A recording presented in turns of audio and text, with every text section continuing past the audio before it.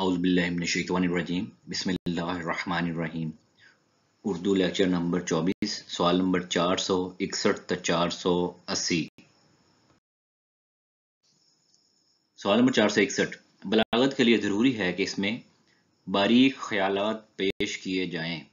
بلاغت کے لیے ضروری ہے کہ اس میں باریک خیالات پیش کیے جائیں۔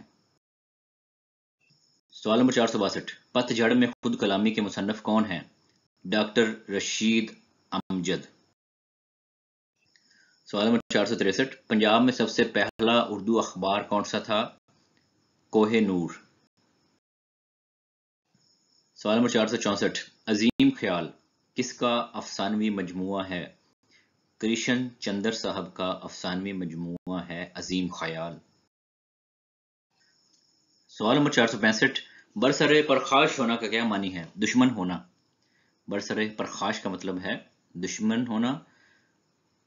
اس کے علاوہ نخاس چڑھنا کا معنی ہوتا ہے رسوائے عام ہونا۔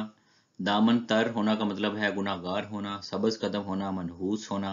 آنکھیں سفید ہونا کا مطلب بنائی جاتے رہنا۔ شین کاف درست ہونا، زبان کا تلفظ درست ہونا۔ سبک سر ہونا، بےعزت ہونا، دان پان ہونا، دبلا پتلا ہونا۔ کشیدہ خاطر ہونا، ناراض ہونا۔ گلر کا پھول کھلنا کا مطلب ہے انہونی بات ہونا۔ کارورا ملنا کا مطلب ہے گہرا ربط ہونا۔ قرآن ٹھنڈا ہونا کا مطلب کیا ہوتا ہے جی؟ قرآن کا زمین پر گرنا۔ خاطر نشاں ہونا، بات کا دل میں بیٹھ جانا۔ راہ ہونا کا مطلب ہے محبت ہونا۔ زمین کا گز ہونا کا مطلب ہے وقت سیر و سیاحت میں گزرنا۔ دامن بدن داں ہونا کا مطلب ہے حیران ہو جانا۔ زبان لال ہونا کا مطلب ہے گنگ ہونا، اور پوبارا ہونا کا مطلب ہے وارے نیارے ہو جانا۔ سوال نمبر 466، سندھ میں اردو شاعری یہ کس کی تصنیف ہے؟ نبی بخش خان بلوچ کی۔ اس کے علاوہ پنجاب میں اردو کے مصنف ہیں حافظ محمود شیرانی۔ سوال نمبر 467، آر کا کیا مطلب ہے؟ شرم۔ سوال نمبر 468، عقل کا اندھا گانٹھ کا پورا سے کیا مراد ہے؟ بے وقوف مالدار کو کہتے ہیں۔ اس طرح حجت اتمام سے مطلب ہے کسی امر میں آخری مرتبہ سمجھانا، اور خدائی فوجدار کس کو کہتے ہیں جو ہر بات میں ٹانگ اڑاتا ہے۔ سوال نمبر 469، بکٹ کہانی کے مصنف کا نام کیا ہے؟ افضل محمد۔ سوال نمبر 470، کتاب نورس کیا ہے؟